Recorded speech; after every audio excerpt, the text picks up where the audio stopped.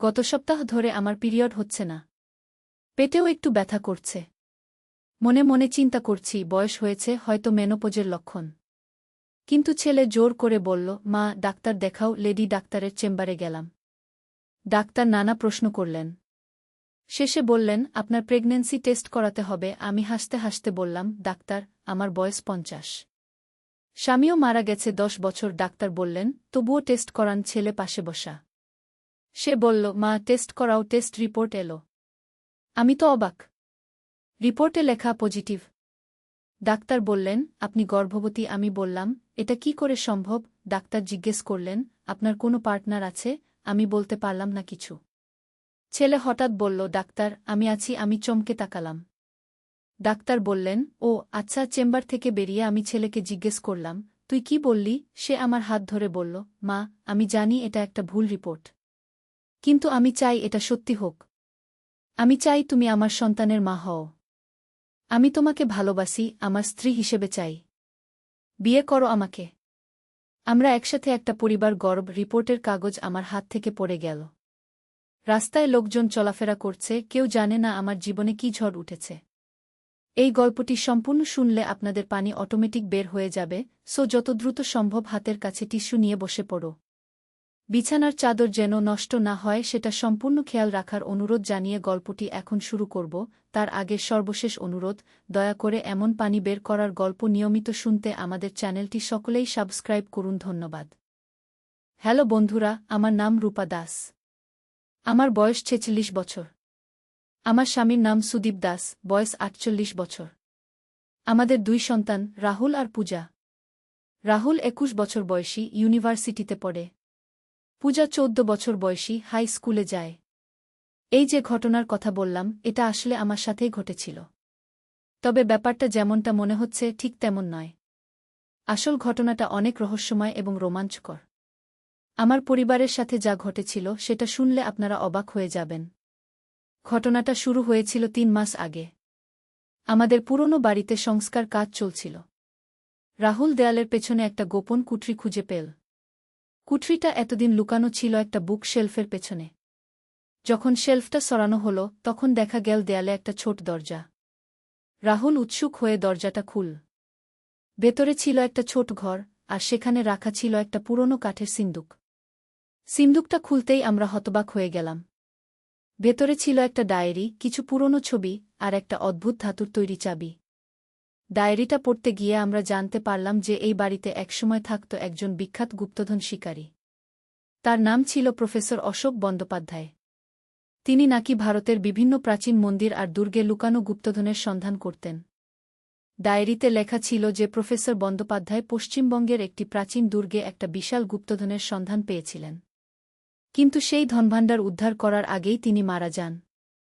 তার মৃত্যুর আগে তিনি একটা মানচিত্র তৈরি করেছিলেন, যেটা দিয়ে সেই গুপ্তধনের স্থান খুঁজে বের করা যাবে। সেই মানচিত্রটা তিনি লুকিয়ে রেখেছিলেন। রাহুল ডায়েরিটা পড়ে বলল, মা, এটা তো দারুণ। আমরা সেই গুপ্তধনের সন্ধান করতে পারি। পূজাও উৎসাহিত হয়ে গেল। কিন্তু আমি আর সুদীপ একটু সন্দিহান ছিলাম। এসব তো শুধু গল্পের বইয়ে থাকে। বাস্তবে এমন কিছু হয় নাকি? কিন্তু যখন আমরা আরও গভীরে গিয়ে ডায়েরিটা পড়লাম, তখন বুঝতে পারলাম যে এটা কোনো কাল্পনিক গল্প নয়। প্রফেসর বন্দ্যোপাধ্যায় খুব নিখুঁতভাবে সব তথ্য লিখে গেছেন। তিনি লিখেছেন যে সেই দুর্গটি মেদিনীপুরের জঙ্গলে রয়েছে। দুর্গটির নাম রাজবাড়ি দুর্গ। এটা মোগল আমলে তৈরি হয়েছিল এক স্থানীয় রাজার দ্বারা। রাজা তার সম্পদ সেখানে লুকিয়ে রেখেছিলেন। ডায়েরিতে আরও লেখা ছিল যে সেই ধাতুর চাবিটা দিয়ে গুপ্তধনের ঘরের তালা খোলা যাবে। কিন্তু সেই ঘর খুঁজে বের করতে হলে প্রথমে মানচিত্রটা খুঁজে পেতে হবে। প্রফেসর লিখেছেন যে মানচিত্রটা তিনি বাড়ির কোথাও লুকিয়ে রেখেছেন, কিন্তু সেটা কোথায় সেটা পরিষ্কারভাবে বলেননি। এরপর আমরা পুরো বাড়ি তন্নতন্ন করে খোঁজা শুরু করলাম। দিনের পর দিন আমরা খুঁজলাম। রাহুল আর পূজা স্কুল কলেজ থেকে ফিরে এসেই খোঁজাখুঁজিতে লেগে যেত। আমি আর সুদীপও কাজের পাশাপাশি সময় পেলেই খুঁজতাম। একদিন পূজা বাথরুমের দেয়ালে একটা আলগা টাইল দেখতে পেল। সেই টাইলটা সরানোর পর পেছনে একটা ছোট ফাঁক দেখা গেল। সেখান থেকে পূজা একটা রোল করা কাগজ বের করল। সেটাই ছিল সেই মানচিত্র। আমরা সবাই খুশিতে লাফিয়ে উঠলাম। মানচিত্রটা খুলে দেখলাম খুব সুন্দরভাবে সব পথ দেখানো হয়েছে। রাজবাড়ি দুর্গে যাওয়ার রাস্তা, দুর্গের ভেতরের নকশা আর সেই গুপ্তকক্ষের অবস্থান সবকিছুই স্পষ্ট করে আঁকা আছে। সুদীপ বলল, এখন আমাদের সিদ্ধান্ত নিতে হবে। আমরা কি সেই দুর্গে যাব? রাহুল আর পূজা দুজনেই বলল, অবশ্যই যাব। আমিও মনে মনে উৎসাহিত হয়ে উঠেছিলাম। এমন রোমাঞ্চকর অভিযানের সুযোগ জীবনে কতবার আসে? আমরা পরিকল্পনা করলাম পরের সপ্তাহান্তে সেই দুর্গে যাব। আমাদের প্রয়োজনীয় জিনিসপত্র প্রস্তুত করলাম, টর্চলাইট, দড়ি, হাতুড়ি, কিছু খাবার আর পানীয়। রাহুল ইন্টারনেটে সেই এলাকা সম্পর্কে তথ্য খোঁজ করল। শনিবার সকালে আমরা বেরিয়ে পড়লাম। গাড়িতে করে প্রথমে মেদিনীপুর শহরে গেলাম। সেখান থেকে স্থানীয় একজন গাইড নিলাম। গাইডের নাম রবি। সে আমাদের বলল যে রাজবাড়ি দুর্গ সম্পর্কে স্থানীয়দের মধ্যে অনেক গল্প প্রচলিত আছে। কেউ কেউ বলে সেখানে ভূতের বাস, আবার কেউ বলে সেটা খুবই বিপজ্জনক জায়গা। দুপুরের দিকে আমরা জঙ্গলের মধ্যে পৌঁছলাম। জঙ্গলটা খুবই ঘন, গাছপালার ভিড়ে আলোধার। রবি আমাদের বলল যে এই জঙ্গলে কিছু বন্য প্রাণী আছে, তাই সাবধানে যেতে হবে। প্রায় 2 ঘন্টা জঙ্গলের মধ্য দিয়ে হাঁটার পর আমরা দুর্গটা দেখতে পেলাম। দুর্গটা দেখে আমরা মুগ্ধ হয়ে গেলাম। বিশাল প্রাচীর, উঁচু মিনার আর অসাধারণ স্থাপত্য। যদিও অনেকটাই ভেঙে পড়েছে, তবুও এর জাঁকজমক বোঝা যায়। মানচিত্র দেখে আমরা দুর্গের প্রধান ফটকের দিকে গেলাম। ফটকটা অর্ধেক ভাঙা, কিন্তু ভেতরে ঢোকা যায়। দুর্গের ভেতরে কয়েকটা বড় হল আর অনেক ছোট ছোট কামরা। দেয়ালে পুরনো চিত্রকর্ম আর লিপি। মানচিত্র অনুযায়ী গুপ্ত কক্ষটা দুর্গের একেবারে ভেতরের দিকে, 3 তলায়। আমরা সিঁড়ি দিয়ে উপরে উঠতে লাগলাম। সিঁড়িগুলো বেশ খারাপ অবস্থায়, কোথাও কোথাও একেবারে ভেঙে গেছে। আমাদের খুব সাবধানে উঠতে হল। 3 তলায় পৌঁছে আমরা মানচিত্রের নির্দেশনা অনুযায়ী একটা বিশেষ দেয়াল খুঁজতে লাগলাম। দেয়ালে একটা পদ্মফুলের চিহ্ন থাকার কথা। অনেক খোঁজাখুঁজির পর পূজা সেই চিহ্নটা খুঁজে পেল। পদ্মফুলের চিহ্নটা একটু চাপ দিতেই দেয়ালের একটা অংশ সরে গেল। সেখান থেকে একটা গোপন পথ বেরিয়ে এলো। গোপন পথটা খুবই সরু আর অন্ধকার। আমরা টর্চ জ্বালিয়ে ভেতরে ঢুকলাম। পথটা নিচের দিকে নেমে গেছে। প্রায় 15 মিনিট হাঁটার পর আমরা একটা ছোট কক্ষে পৌঁছলাম। কক্ষটার মাঝখানে একটা বড় পাথরের বেদি।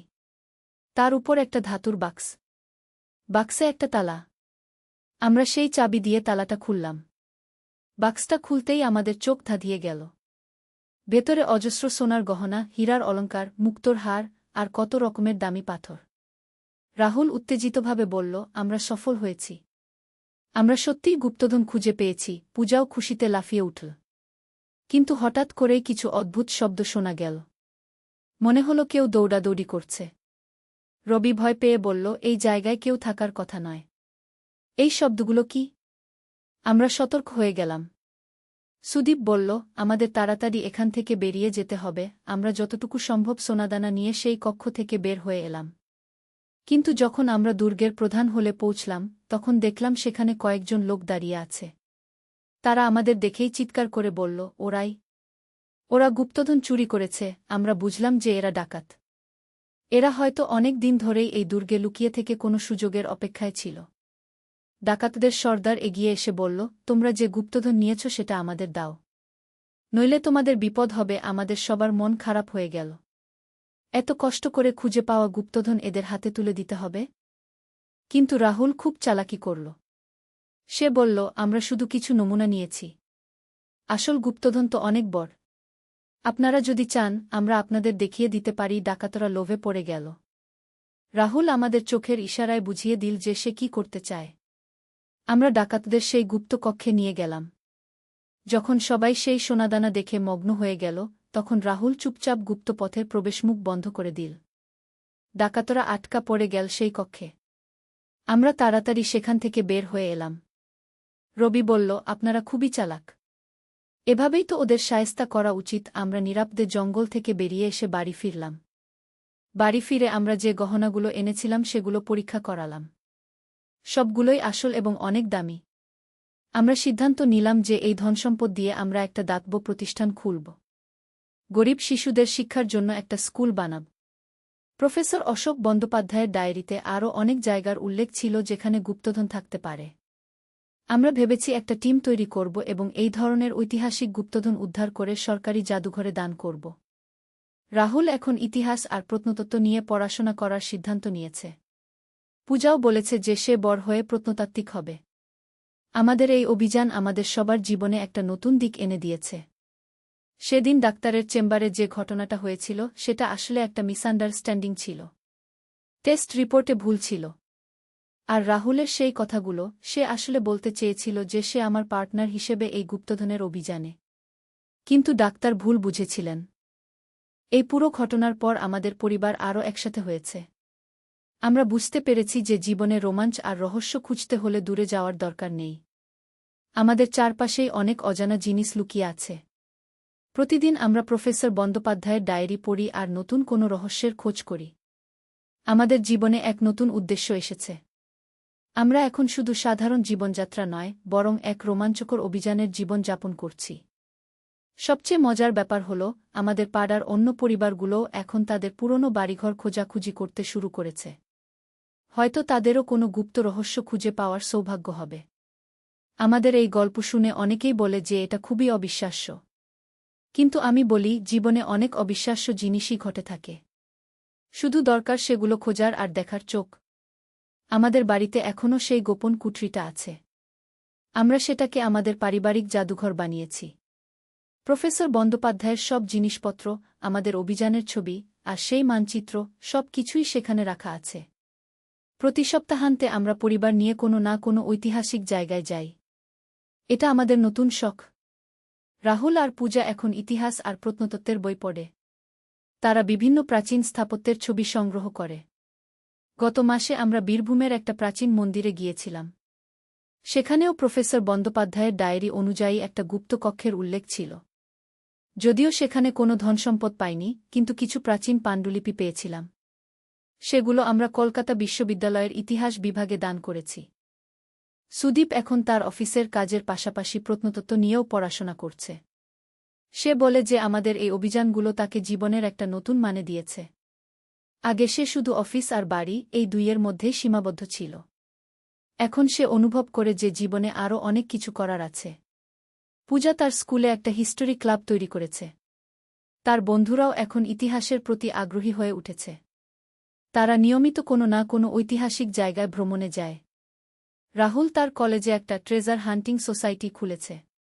তার অনেক বন্ধু এখন তার সাথে এই ধরনের অভিযানে অংশ নেয়। তারা শুধু গুপ্তধন নয়, বরং হারিয়ে যাওয়া ইতিহাসের খোঁজ করে। আমি নিজেও এখন স্থানীয় মহিলা সমিতিতে হেরিটেজ প্রিজার্ভেশন নিয়ে কাজ করি। আমাদের এলাকার পুরনো বাড়িঘর আর ঐতিহাসিক স্থানগুলো সংরক্ষণের জন্য আমরা সরকারের কাছে আবেদন করেছি। গত সপ্তাহে একটা মজার ঘটনা ঘটল। আমাদের পাড়ার রমেশ কাকুর বাড়িতে সংস্কারের সময় একটা পুরনো কুয়ার সন্ধান মিলল। কুয়াটা এতদিন মাটির নিচে চাপা পড়েছিল। রমেশ কাকু আমাদের ডাকলেন। আমরা গিয়ে কুয়াটা পরিষ্কার করলাম। কুয়ার তলায় একটা পাথরের ফলক পেলাম, যাতে সংস্কৃত লিপি খোদাই করা।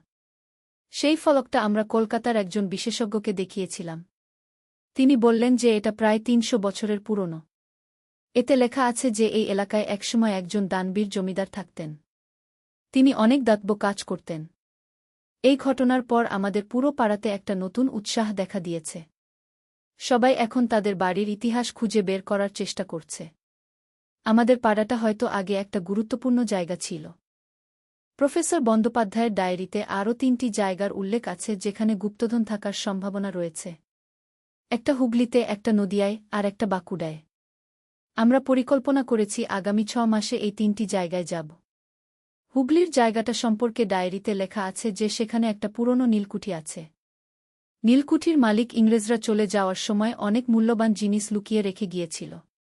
সেই নীলকুঠি এখন একটা ধ্বংসস্তূপ, কিন্তু তার নিচে হয়তো এখনও সেই গুপ্তধন লুকিয়ে আছে। নদিয়ার জায়গাটা হলো একটা পুরনো রাজবাড়ি। সেই রাজবাড়ির রাজা নবাবী আমলে মুঘল সাম্রাজ্যের একজন গুরুত্বপূর্ণ কর্মচারী ছিলেন। তিনি তার সম্পদ লুকিয়ে রাখার জন্য রাজবাড়িতে একটা গোপন কক্ষ তৈরি করেছিলেন। বাঁকুড়ার জায়গাটা সবচেয়ে রহস্যময়। প্রফেসর লিখেছেন যে সেখানে একটা প্রাচীন শিব মন্দির আছে। মন্দিরের নিচে একটা গুহা আছে যেখানে সাধুরা ধ্যান করতেন। কিন্তু সেই গুহার আরও গভীরে একটা গোপন কক্ষ আছে যেখানে মন্দিরের পুরোহিতরা তাদের মূল্যবান জিনিসপত্র লুকিয়ে রাখতেন। আমাদের পরিবারের সবাই এই আসন্ন অভিযানগুলো নিয়ে খুবই উত্তেজিত। রাহুল আর পূজা এই ৩টি জায়গা সম্পর্কে ইন্টারনেটে গবেষণা করছে। তারা স্থানীয় ইতিহাস, ভূগোল, আবহাওয়া সব কিছু সম্পর্কে তথ্য সংগ্রহ করছে। সুদীপ তার অফিসের কিছু বন্ধুকেও এই অভিযানে যোগ দিতে রাজি করিয়েছে। তারাও এই ধরনের রোমাঞ্চকর কাজে আগ্রহী। আমরা একটা বড় টিম তৈরি করেছি। টিমে আছে একজন প্রত্নতাত্ত্বিক, একজন ইতিহাসবিদ, একজন ভূতত্ত্ববিদ আর কয়েকজন অভিজ্ঞ ট্রেকার। এই পুরো অভিজ্ঞতা আমাদের পরিবারের জীবনে একটা বিপ্লব এনেছে। আমরা আগে যে সাধারণ, নিয়মিত জীবনযাপন করতাম সেটা একেবারে বদলে গেছে। এখন প্রতিটা দিন আমাদের কাছে নতুন কোনো সম্ভাবনা নিয়ে আসে। প্রফেসর অশোক বন্দ্যোপাধ্যায়ের সেই গোপন কুঠরি আবিষ্কারের মাধ্যমে আমাদের জীবনে যে নতুন অধ্যায় শুরু হয়েছে সেটা আমাদের সবার কাছে একটা আশীর্বাদের মতো। আমরা বুঝতে পেরেছি যে জীবনে রোমাঞ্চ আর উদ্দেশ্য খুঁজে পেতে হলে মানুষকে সাহসী হতে হয়। আমাদের এই গল্প শুনে অনেকে বলেন যে আমরা খুবই ভাগ্যবান। কিন্তু আমি মনে করি ভাগ্যের চেয়েও বড় কথা হল সাহস আর কৌতূহল। যদি আমরা সেই গোপন কুঠরি খোঁজার সাহস না করতাম, যদি সেই মানচিত্র অনুসরণ করে দুর্গে যাওয়ার সাহস না করতাম, তাহলে এই সব কিছুই ঘটত না। এখন আমাদের বাড়িতে প্রায়ই নানা জায়গা থেকে লোকজন আসেন। কেউ আসেন তাদের পারিবারিক ইতিহাস খুঁজে বের করার জন্য পরামর্শ নিতে, কেউ আসেন প্রত্নতাত্ত্বিক অভিযানে অংশ নেওয়ার জন্য। আমাদের বাড়ি এখন একটা ছোট্ট গবেষণা কেন্দ্রের মতো। আমি মাঝে মাঝে ভাবি, আমাদের জীবনে এত বড় পরিবর্তন এলো শুধু একটা ভুল মেডিকেল রিপোর্ট থেকে। যদি সেদিন সেই ঘটনা না ঘটত, যদি রাহুল ডাক্তারের চেম্বারে সেই কথা না বলত, তাহলে আমরা হয়তো কখনোই বাড়ির সংস্কার করতাম না। আর সংস্কার না করলে সেই গোপন কুঠরিও খুঁজে পেতাম না। জীবনের এই অদ্ভুত মোড়ে আমাদের শিক্ষা দিয়েছে যে প্রতিটা ঘটনারই একটা গভীর অর্থ থাকে। যা প্রথমে মনে হয় বিব্রতকর বা বিপজ্জনক, সেটাই হয়তো আমাদের জীবনে সবচেয়ে বড় আশীর্বাদ নিয়ে আসে। রাহুল এখন তার কলেজের থিসিসে প্রফেসর বন্দ্যোপাধ্যায়ের জীবন আর কাজ নিয়ে লিখছে। সে চায় এই মহান গুপ্তধন শিকারীর জীবনকাহিনী সবার কাছে তুলে ধরতে। প্রফেসর শুধু গুপ্তধনের জন্য এসব করতেন না, বরং ভারতের হারিয়ে যাওয়া ইতিহাসকে পুনরুদ্ধার করার জন্য। পূজা তার স্কুলে প্রতি মাসে একটা হেরিটেজ ওয়াক আয়োজন করে। সে তার সহপাঠীদের নিয়ে বিভিন্ন ঐতিহাসিক স্থান ঘুরে বেড়ায় আর তাদের আমাদের এলাকার ইতিহাস সম্পর্কে বলে। আমাদের এই অভিজ্ঞতা প্রমাণ করেছে যে রোমাঞ্চকর জীবন যাপন করতে হলে অনেক দূরে যেতে হয় না। আমাদের চারপাশেই অনেক রহস্য লুকিয়ে আছে। শুধু দরকার সেগুলো খোঁজার ইচ্ছা আর সাহস। এইভাবে একটা ছোট্ট ভুল বোঝাবুঝি থেকে শুরু হয়ে আমাদের পরিবারের জীবনে এসেছে এক অভূতপূর্ব পরিবর্তন। আমরা এখন আর সেই পুরনো, নিয়মিত জীবনে ফিরে যেতে চাই না। আমাদের এই নতুন জীবনে প্রতিদিন নতুন কোনো সম্ভাবনা, নতুন কোনো রহস্য, নতুন কোনো অভিযানের অপেক্ষায় থাকি। আল্লাহর রহমত, একটি ইসলামিক গল্প। প্রথম অধ্যায়, পরীক্ষার সূচনা। একটি ছোট্ট গ্রামে এক দরিদ্র কৃষক পরিবার বাস করত। পরিবারের কর্তা ছিলেন একজন ধর্মপ্রাণ মুসলিম, যিনি ৫ ওয়াক্ত নামাজ আদায় করতেন এবং সর্বদা আল্লাহর উপর ভরসা রাখতেন। তার স্ত্রী ছিলেন একজন সৎ ও পরহেজগার মহিলা, যিনি সংসারের কাজের পাশাপাশি কুরআন তিলাওয়াত করতেন এবং জিকির করতেন। তাদের ৩টি সন্তান ছিল, ২টি ছেলে আর একটি মেয়ে। সবচেয়ে বড় ছেলেটি ছিল খুবই মেধাবী এবং ধর্মীয় শিক্ষায় আগ্রহী। সে প্রতিদিন ফজরের নামাজের পর কুরআন তিলাওয়াত করত এবং হাদিস শরীফ পড়ত। মেজ ছেলেটি ছিল বেশ চঞ্চল, কিন্তু তার মন ছিল খুবই পরিষ্কার এবং সে বাবা মায়ের কথা মানত। সবচেয়ে ছোট মেয়েটি ছিল পরিবারের আলো, যার হাসিতে সবার মুখে হাসি ফুটত। এই পরিবারটি যদিও দরিদ্র ছিল, তবুও তারা সুখে শান্তিতে দিন কাটাত। কৃষকটি তার ছোট্ট জমিতে ধান, গম এবং সবজি চাষ করত। ফসল ভালো হলে পরিবারের খরচ চলত, আর কিছু বাঁচলে তা দিয়ে দরিদ্রদের সাহায্য করত। কারণ সে জানত যে, আল্লাহ তাআলা বলেছেন, তোমরা যা আল্লাহর পথে ব্যয় কর, তিনি তার চেয়ে ভালো প্রতিদান দেন গু। একদিন গ্রামে খবর এল যে আগামী বছর ভয়াবহ খরা হবে। কৃষকেরা চিন্তিত হয়ে পড়ল। অনেকেই তাদের জমি বিক্রি করে শহরে চলে যাওয়ার কথা ভাবতে লাগল। কিন্তু এই ধর্মপ্রাণ কৃষক তার স্ত্রীকে বলল, আল্লাহর উপর ভরসা রাখি। তিনি আমাদের জন্য যা ভালো তাই করবেন। আমরা এখানেই থাকব এবং আল্লাহর রহমতের অপেক্ষায় থাকব। স্ত্রী বলল, আপনি ঠিকই বলেছেন। আল্লাহ তাআলা কুরআনে বলেছেন, যে আল্লাহর উপর ভরসা করে, তার জন্য তিনিই যথেষ্ট। আমরা দোয়া করব এবং সবর করব। দ্বিতীয় অধ্যায়, পরীক্ষার কঠিনতম সময়।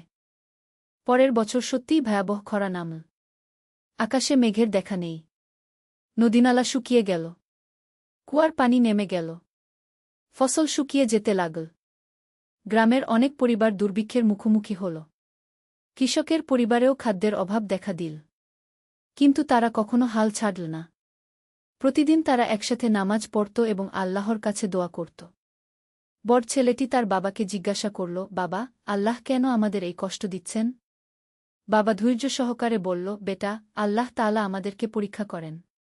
তিনি কুরআনে বলেছেন, আমি অবশ্যই তোমাদেরকে কিছু ভয়, ক্ষুধা এবং জানমাল ও ফলফসলের ক্ষতি দ্বারা পরীক্ষা করব। আর ধৈর্যশীলদের সুসংবাদ দাও, এই কষ্ট আমাদের ধৈর্যের পরীক্ষা। আমরা যদি সবর করি এবং আল্লাহর উপর ভরসা রাখি, তাহলে তিনি আমাদের জন্য এর চেয়ে ভালো কিছু রেখেছেন। দিন যেতে থাকল। পরিবারের খাবারের পরিমাণ কমতে থাকল। কিন্তু তারা কখনো অভিযোগ করল না, বরং আরও বেশি করে আল্লাহর জিকির করতে থাকল। মা তার সন্তানদের বলত, আল্লাহ তাআলা বলেছেন, ধৈর্যের সাথে নামাজ ও জিকরের মাধ্যমে সাহায্য চাও, আমরা যত কষ্টেই থাকি না কেন, আল্লাহর ইবাদত ছাড়ব না। একদিন পরিবারের খাবার প্রায় শেষ হয়ে এল। বাড়িতে শুধু এক মুঠো চাল বাকি ছিল। কৃষক তার স্ত্রীকে বলল, এই চাল দিয়ে একটু পায়েস বানাও, আমরা সবাই মিলে ভাগ করে খাব। ঠিক সেই সময় দরজায় কেউ একজন কড়া নাড়ল। দরজা খুলে দেখা গেল এক অভুক্ত পথিক দাঁড়িয়ে আছে। তার চোখে মুখে ক্ষুধার ছাপ। সে অনুনয় করে বলল, আমি 3 দিন ধরে খাইনি, আপনাদের কাছে যদি একটু খাবার থাকে। কৃষক একটু দ্বিধা না করে বলল, আসুন ভিতরে, আমাদের কাছে যা আছে তা দিয়েই আপনাকে খাওয়াবু। স্ত্রী সেই এক মুঠো চাল দিয়ে পায়েস বানিয়ে মেহমানকে খাওয়াল। পথিক তৃপ্তি সহকারে খেয়ে দোয়া দিল এবং চলে গেল। সেই রাতে পরিবারের সকলে উপোস থাকল, কিন্তু কেউ অভিযোগ করল না। তারা জানত যে মেহমানদারি করা একটি মহান ইবাদত। 3য় অধ্যায়, প্রথম আশার আলো। পরদিন ভোরে কৃষক যখন তার ছোট্ট জমিটি দেখতে গেল, তখন একটি অবিশ্বাস্য দৃশ্য দেখল। তার শুকনো জমির এক কোণায় একটি ছোট্ট ঝর্ণা বইতে শুরু করেছে। স্বচ্ছ পানি মাটি ভেদ করে বেরিয়ে আসছে। সে দৌড়ে বাড়িতে গিয়ে স্ত্রী ও সন্তানদের ডাকল। সবাই এসে এই অলৌকিক দৃশ্য দেখল। তারা সবাই আল্লাহর শুকরিয়া আদায় করল। কৃষক বলল, আল্লাহু আকবার, আল্লাহর কুদরত দেখ। তিনি বলেছেন, তোমরা আমাকে স্মরণ কর, আমিও তোমাদের স্মরণ রাখব। এই পানি দিয়ে তারা প্রথমে অজু করে নামাজ পড়ল। তারপর সবাই মিলে পানি পান করল এবং কিছু ফসলে সেচ দিল। খবরটি গ্রামে ছড়িয়ে পড়ল। গ্রামের মানুষেরা এসে দেখল এবং বিস্মিত হল। কেউ কেউ বলল, এটা তো বিস্ময়কর, এত খরার মধ্যে এখানে পানি এল কিভাবে? কৃষক বিনয়ের সাথে বলল, এটা আল্লাহর রহমত। আমরা শুধু তার উপর ভরসা রেখেছি এবং সবর করেছি। গ্রামের ইমাম সাহেব এসে বলল, সুবহান আল্লাহ। আল্লাহ তাআলা কুরআনে বলেছেন, যারা ঈমান আনে এবং নেক কাজ করে, তাদের জন্য রয়েছে সুসংবাদ। দুনিয়া ও আখিরাতে আপনাদের ধৈর্য ও মেহমানদারির প্রতিদান আল্লাহ দিয়েছেন। কৃষক বলল, ইমাম সাহেব, এই পানি শুধু আমাদের জন্য নয়, গ্রামের যার যতটুকু প্রয়োজন নিয়ে যাক। আল্লাহ যা দিয়েছেন তা সবার জন্য। 4র্থ অধ্যায়, ভাগাভাগির বরকত। কৃষকের এই কথায় গ্রামবাসীরা অভিভূত হয়ে গেল। এত কষ্টের মধ্যেও সে অন্যদের কথা ভাবছে। গ্রামের সবাই মিলে একটি ব্যবস্থা করল। প্রত্যেক পরিবার প্রতিদিন নির্দিষ্ট পরিমাণ পানি নিয়ে যেতে পারবে, যাতে সবার জন্য যথেষ্ট থাকে। আল্লাহর রহমতে দেখা গেল, যত পানি ব্যবহার করা হচ্ছে, ততই যেন ঝর্ণা থেকে পানি বের হচ্ছে। পানি কখনো কমছে না। এদিকে কৃষকের পরিবারের জন্য খাবারের ব্যবস্থা হয়ে গেল। গ্রামের মানুষেরা কেউ চাল, কেউ ডাল, কেউ তরকারি নিয়ে আসতে লাগল। তারা বলত, আপনি আমাদের প্রাণ বাঁচিয়েছেন, আমরা আপনার উপকার করতে চাই। কিন্তু কৃষক বলত, এটা আমার কোনো উপকার নয়, এটা আল্লাহর দান। আল্লাহই আপনাদের মাধ্যমে আমাদের রিজিকের ব্যবস্থা করেছেন। বড় ছেলেটি তার বাবাকে জিজ্ঞাসা করল, বাবা, আল্লাহ কিভাবে আমাদের সাহায্য করেছেন? বাবা বলল, বেটা, আল্লাহ তাআলা কুরআনে বলেছেন, যে আল্লাহকে ভয় করে, তিনি তার জন্য পথ করে দেন এবং তাকে এমন উৎস থেকে রিজিক দেন যা সে কল্পনাও করতে পারে না। আমরা যখন অভাবের সময়েও মেহমানদারি করলাম, আল্লাহ আমাদের প্রতিদান দিলেন। মা বলল, আল্লাহ তাআলা বলেছেন, তোমরা যদি কৃতজ্ঞতা প্রকাশ কর, তাহলে আমি তোমাদের নিয়ামত বাড়িয়ে দেব। আমরা আল্লাহর শুকরিয়া করি এবং তার দেওয়া নিয়ামতের যথাযথ ব্যবহার করি। 5ম অধ্যায়, নতুন চ্যালেঞ্জ। কিছুদিন পর গ্রামে একজন ধনী ব্যবসায়ী এল। সে কৃষকের কাছে এসে বলল, আমি শুনেছি আপনার জমিতে পানির ঝর্ণা আছে। আমি এই জমি কিনতে চাই। আপনি যা বলবেন দাম দেব। কৃষক বলল, এই জমি বিক্রির জন্য নয়। এটা আল্লাহর দান। আর এই পানি শুধু আমার নয়, পুরো গ্রামের জন্য গু। ব্যবসায়ী বলল, আপনি তো দরিদ্র। এই জমি বিক্রি করে দিন। আমি আপনাকে এত টাকা দেব যে আপনি শহরে গিয়ে আরাম করে থাকতে পারবেন গু। কৃষক দৃঢ়ভাবে বলল, না, এই জমি বিক্রি করব না।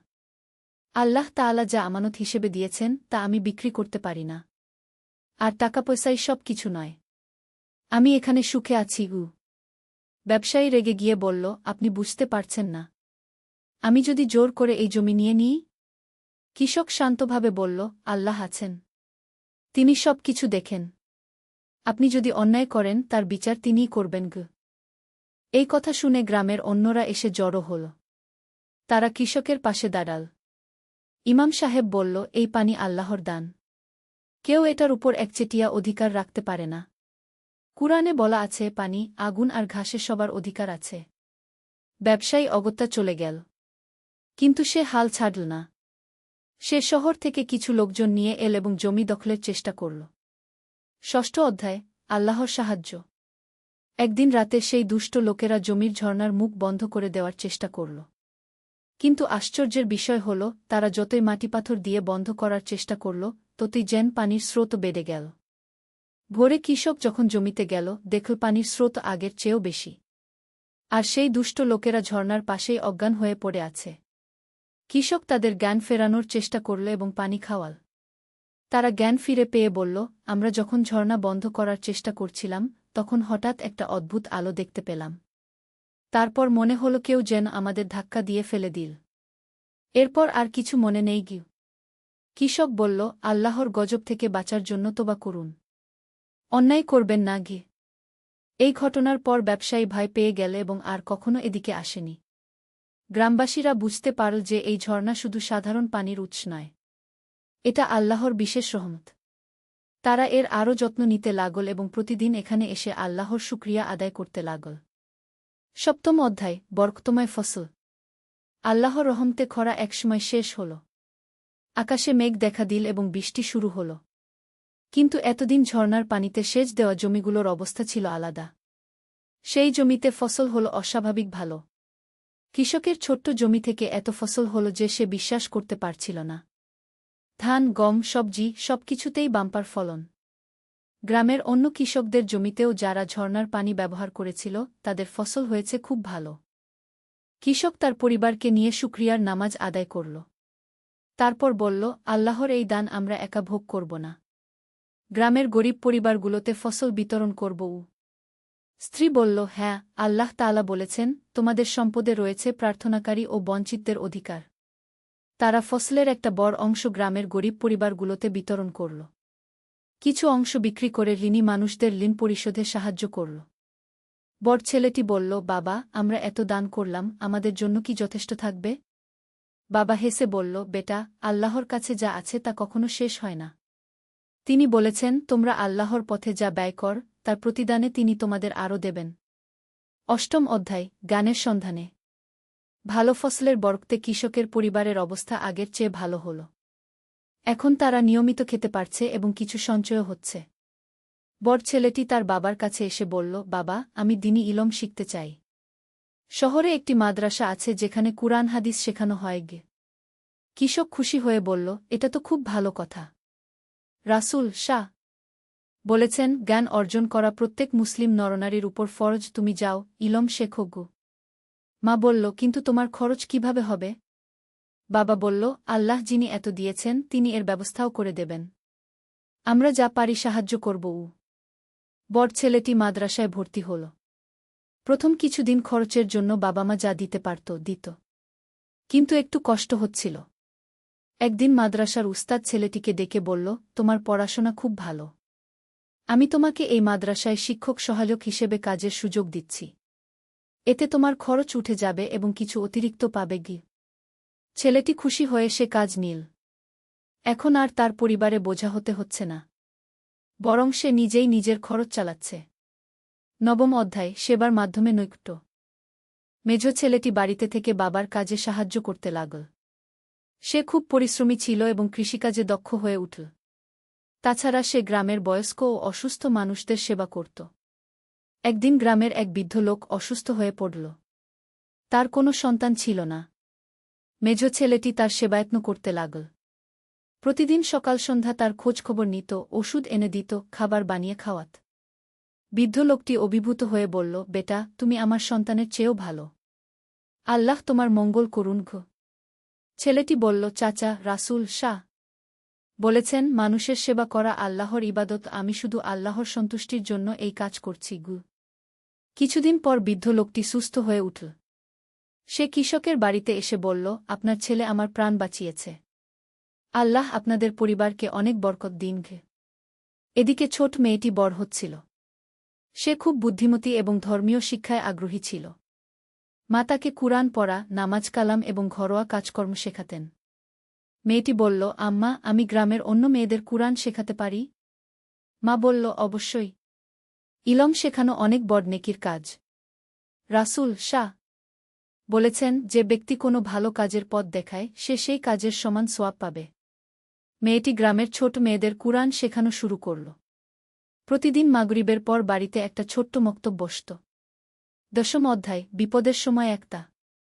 একদিন গ্রামে খবর এল যে পাশের জেলায় বন্যা হয়েছে। হাজারো মানুষ ঘরবাড়ি হারিয়ে সর্বশান্ত হয়েছে। অনেক পরিবার খাবারের জন্য হাহাকার করছে।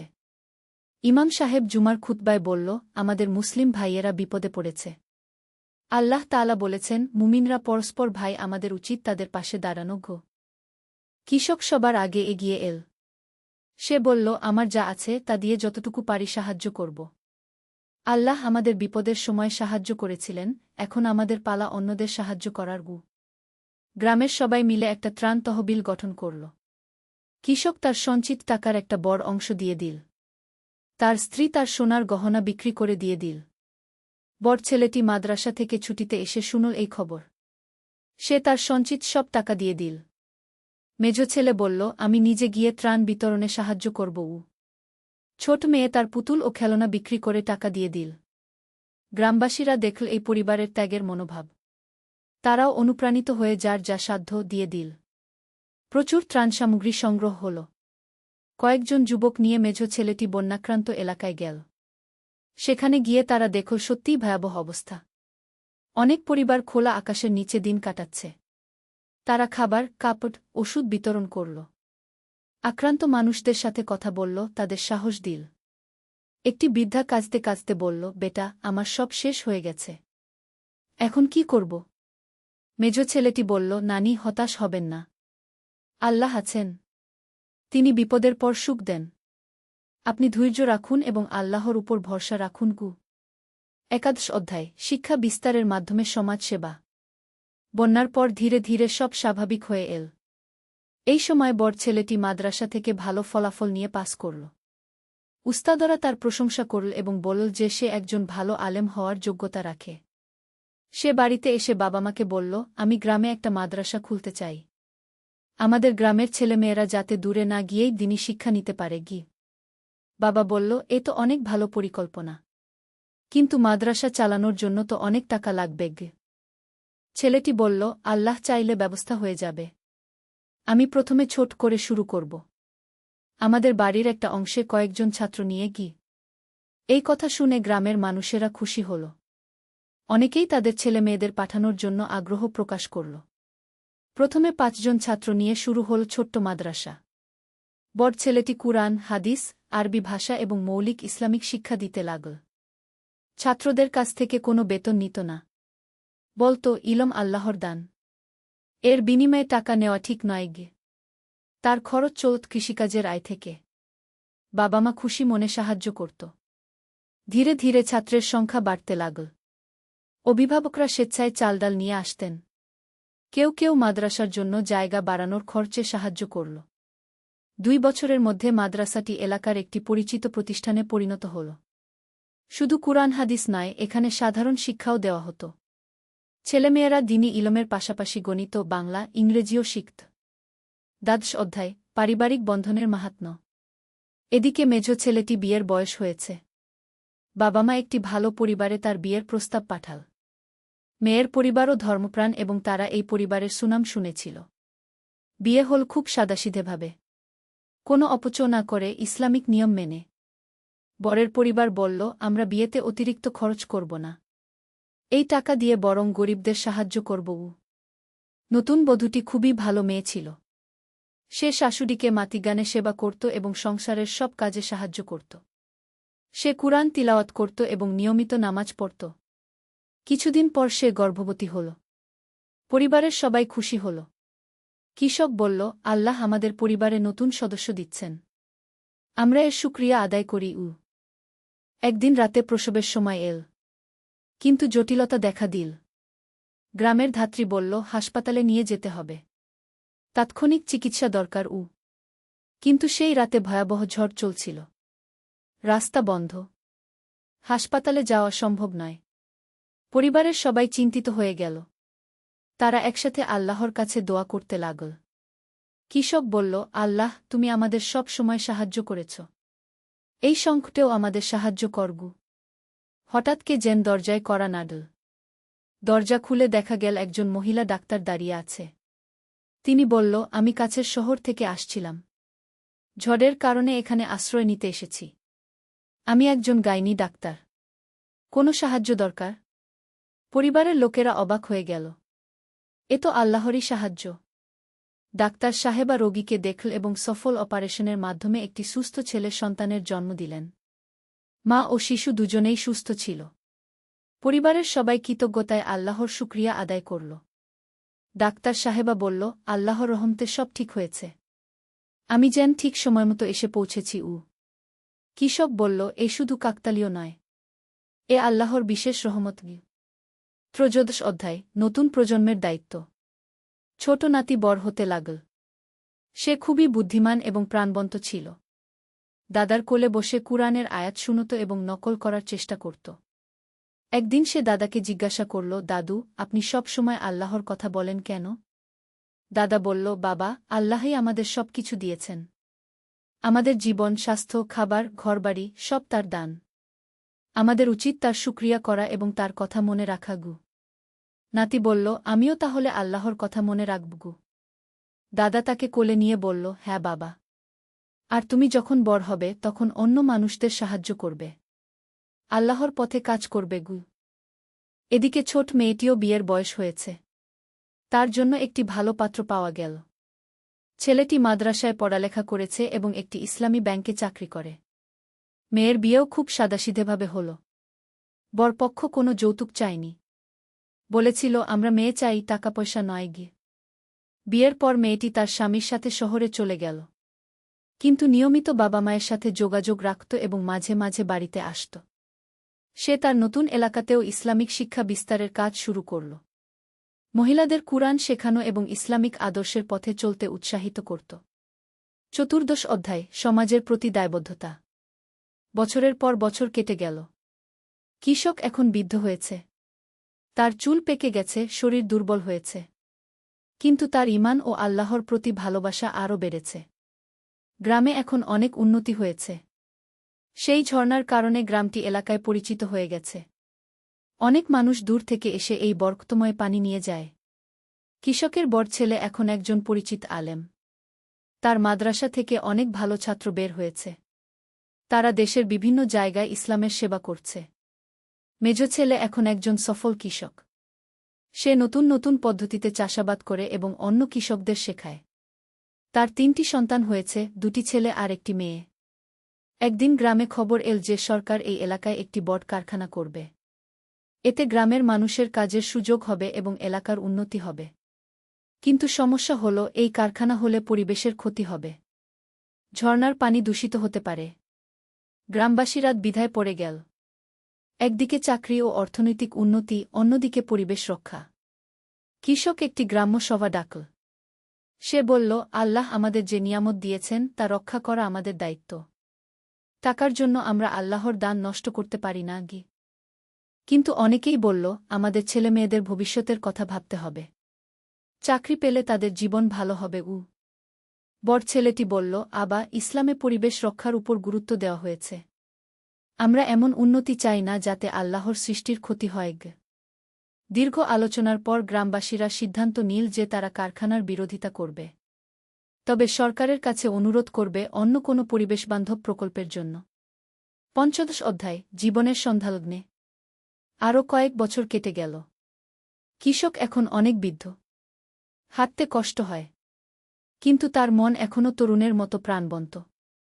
সে প্রতিদিন নিয়মিত নামাজ পড়ে এবং কুরআন তিলাওয়াত করে। তার স্ত্রীও অসুস্থ হয়ে পড়েছে। কিন্তু তারা দুজনেই আল্লাহর কাছে কৃতজ্ঞ। তারা বলে, আল্লাহ আমাদের এত সুন্দর জীবন দিয়েছেন। আমাদের সন্তানরা ভালো পথে আছে। আর কি চাই? একদিন রাতে কৃষক স্বপ্ন দেখল। তিনি দেখল একটি সুন্দর বাগান যেখানে স্বচ্ছ পানির ঝর্ণা বইছে। সেখানে একটি কণ্ঠস্বর বলল, তুমি দুনিয়ায় আমার উপর ভরসা রেখেছ এবং আমার সৃষ্টির সেবা করেছ। আখিরাতে তোমার জন্য এর চেয়েও ভালো পুরস্কার অপেক্ষা করছে গি। ঘুম থেকে উঠে কৃষক খুব খুশি হল। সে তার স্ত্রীকে স্বপ্নের কথা বলল।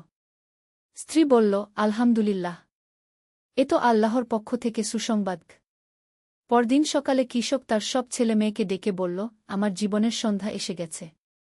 আমি তোমাদের কিছু উপদেশ দিতে চাই। সবাই বাবার চারপাশে বসল। কৃষক বলল, প্রথমত সর্বদা আল্লাহর উপর ভরসা রাখবে। দুনিয়ার কোনো বিপদাপদে হতাশ হবে না। আল্লাহ সবসময় তার বান্দাদের সাথে আছেন। দ্বিতীয়ত সৎ পথে চলবে। মিথ্যা, অন্যায়, দুর্নীতির পথে কখনো যাবে না। ইসলামের আদর্শ অনুসরণ করবে। তৃতীয়ত গরীব অসহায়দের সাহায্য করবে। আল্লাহ তোমাদের যা দিয়েছেন তা দিয়ে অন্যদের উপকার করবে। চতুর্থত ইলম অর্জন করবে এবং অন্যদের শেখাবে। ইলমের মাধ্যমেই সমাজের কল্যাণ হয়। পঞ্চমত পরস্পরের মধ্যে ঐক্য রাখবে। ভাইবোনে মিলেমিশে থাকবে। পারিবারিক বন্ধন অটুট রাখবে গি। সবাই কাঁদতে কাঁদতে বাবার কথা শুনল এবং প্রতিজ্ঞা করল যে তারা এই উপদেশগুলো মেনে চলবে। ষোড়শ অধ্যায় অনন্ত যাত্রার সূচনা। কিছুদিন পর একদিন ভোরে কৃষক অসুস্থ হয়ে পড়ল। পরিবারের সবাই তার চারপাশে জড়ো হল। ডাক্তার এসে দেখল এবং বলল যে তার অবস্থা খুবই গুরুতর। কৃষক বুঝতে পারল তার শেষ সময় এসে গেছে। সে শান্ত মনে বলল, আল্লাহর ইচ্ছা, আমি তৈরি। সে সবার সাথে বিদায় নিল। স্ত্রীকে বলল, তুমি ধৈর্য রাখবে। আল্লাহর উপর ভরসা রাখবে। আমরা আখিরাতে আবার মিলিত হব ইনশাল্লাহ। ছেলে মেয়েদের বল,